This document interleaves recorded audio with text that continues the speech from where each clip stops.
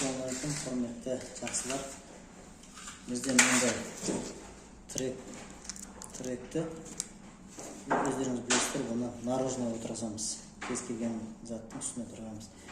Енді ночной потолоктың осыны ішіне отырғызу үшін қалай жасау керек? Бүгінгі видеода осыны жақсылап түсіндіретін боламыз. Ол үшін бізге мынандай алюминий пластик керек. Мына жерден ночной потолок былай келіп, мына жаққа табады, мына жағында осынан айналып келіп, мына жерге гарпун кіретін орындары бар. Енді ортадағы бос орын қалған бос орынға осы тірекіміз осы жерге кіретін болады. Көрдіңіздер. Сонда осынан теп-тегіс болып тұрады.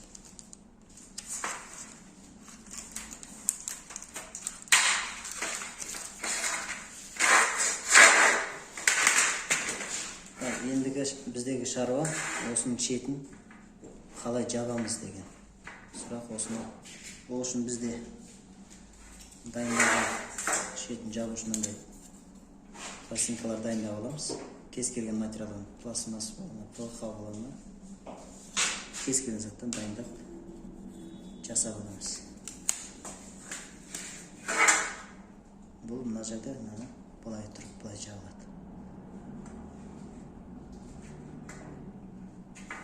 Ал оны мынаған отырғызу үшін бізде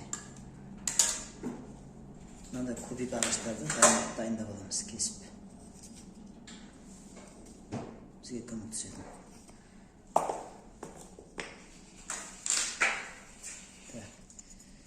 Ең бірінші осы ағашты осы жерге қатырып аламыз.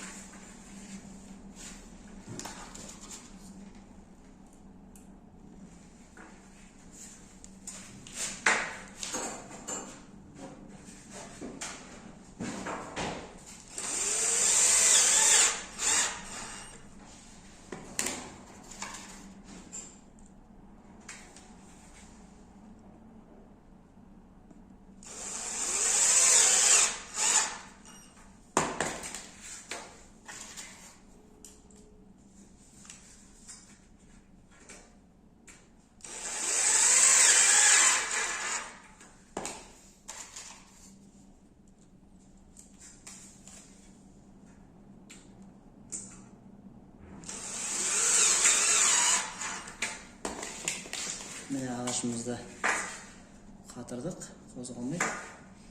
Ендігі бізге оның бетін бұлай жабуымыз керек. Осыны ағаш қатырғанымыз.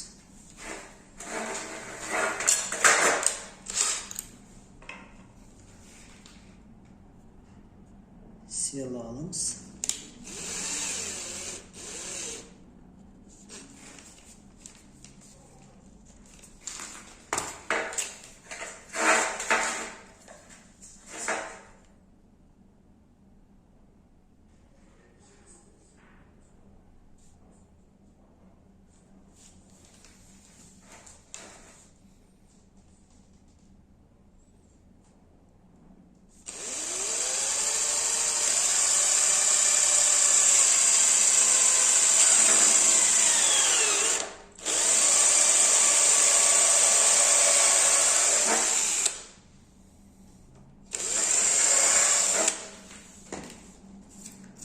Бірінші тестік.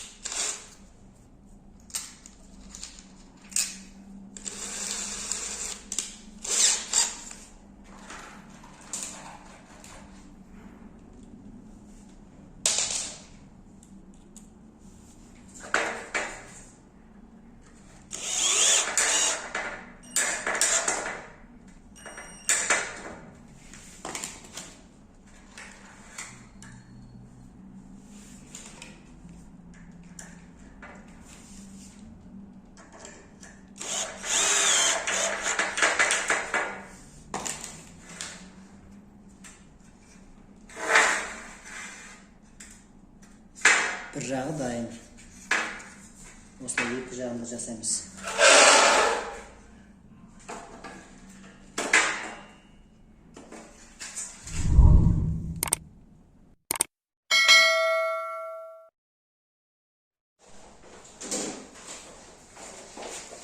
Мекен сіздер екі жағына жасалды.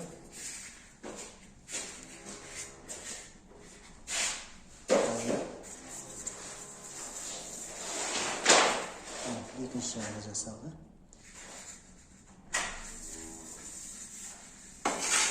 Ендігі жасайтынымыз мынадан мынаның артында тоқ өтетін жер бар. Осыны осыған жасап кесіп дайындауымыз керек. Ол үшін біз аламыз да мына ағаштан кейінгі жерді кесіп саламыз.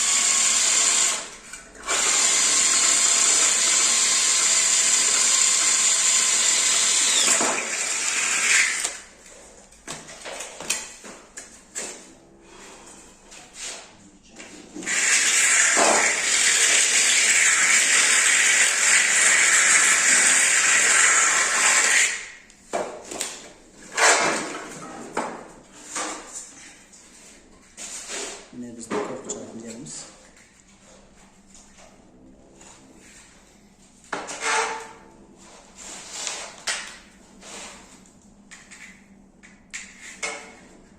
Toqşaqda toq atalat.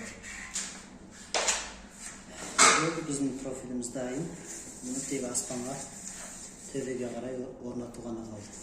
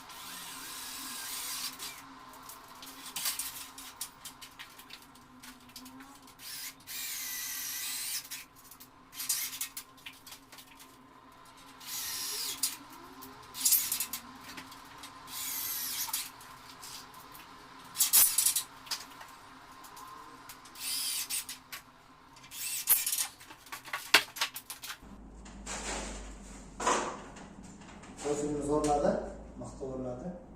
Turnike tartılsa болады.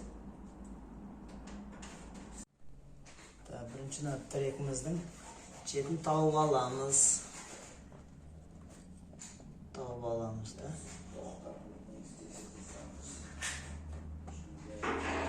Şunu tauып alamız. Осы жерден осындай қылып, ортасын tauып alamız da. Сызық жүргіземіз.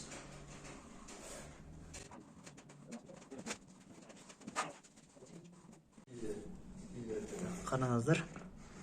Мына профилдің шеті. Содан осындай ұшын тауып аласыздар. Мына жағын ұшын тауып аласыздар. Мына жақ 90 градус қой. Осы ұшы 90 градус осы şu. Енді осыдан бұлай жерге дейін алып келдіңіздер. Ары қарай ортасына, міне мына жақтан ортасы. Көрдіңіздер ме? Осылай ортасын сызып отырамыз. Осылай сызып болғаннан соң гарпунды мына жағынан жабыстырасыздар, мына жағынан жабыстырасыздар. Қазір енді осыны шын несінде қалай жабыстыратынын бәрін түсіндіретін боламын. Гарпунды мына жақтан былай келіп, міне осы жерден аяқтайсыздар. Басына дейін жабыстырудың қажеті жоқ. Басын жабыстырмайсыздар, тек мына жерден осы жерге дейін әкелесіздер. Доғал қылып, мынамен былай келе жатасыздар да, кішкене доғал қылып қоя саласыз. Бізге гарпунды жабыстырамыз. Одан кейін шприцқа клейді сорып аласыздар, чтобы ыңғайлы болу үшін. Бастаймыз через бисмилля.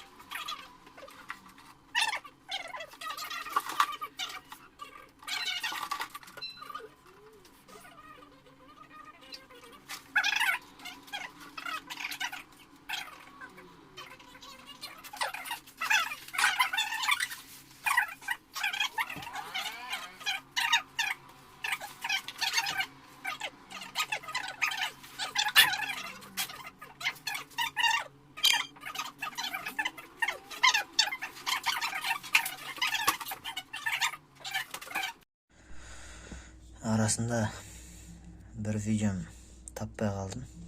Удалить етіп кеттім. Енді соны енді схема түрінде түсіндіріп өтейін. Бұл жерде Biz былай сызып алдық.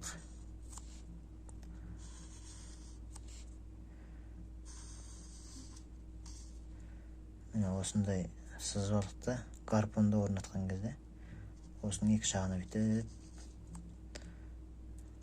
гарпонды өстіп кілейледік.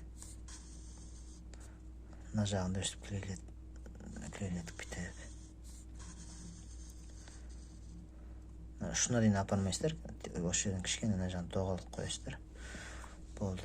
Одан кейін ақырындап осы бастан бір кішкене осы жерге тілесіздер бір. Содан кейін шпателмен мына жағын кіргізіп аласыздар. Содан ақырындап тіле бересіздер де кіргізіп аласыздар.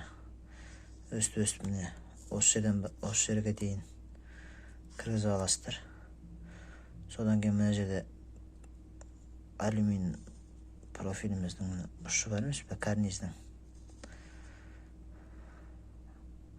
Карниз деппін ғой, алюминий профилдің ұшы тұрады. Сол ұшынан дейін бүйтіп ақырындап тілікке қаласыздар. Сонан ұшпұрышты болып тілінеді мына жер.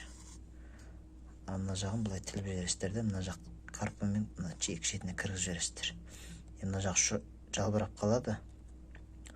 Оны осы жалбыраған үшін клеймен прям мына жақ қабырғасына клейлеп тастайсыздар. Мысалы, мен мынаны прям ар жағына алып, мына жақ боковой қабырғасына жазып тастайсыздар.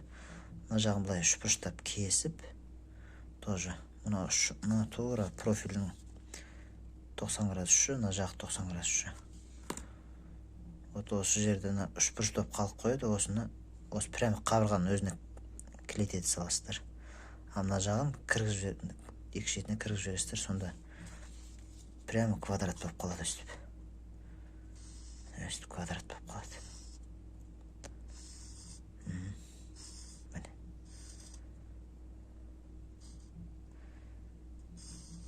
Мына жер жалбыраған біткен үшбұрыш болып тұрады, осының мына жақ жанына ішіне қарай клейтеткен кезде мына жер квадрат болып қалады. Мына үреті бәрін мына жақ шетіне тығып жібердіңіз. Мына жақтан үшбұрыш болып тұрады ғой. Осыны бүйтіп арғай бүктеп кіріп жібересіздер. Содан осындай квадрат ашық қалады. Енді қалған видеодан жалғастырамыз.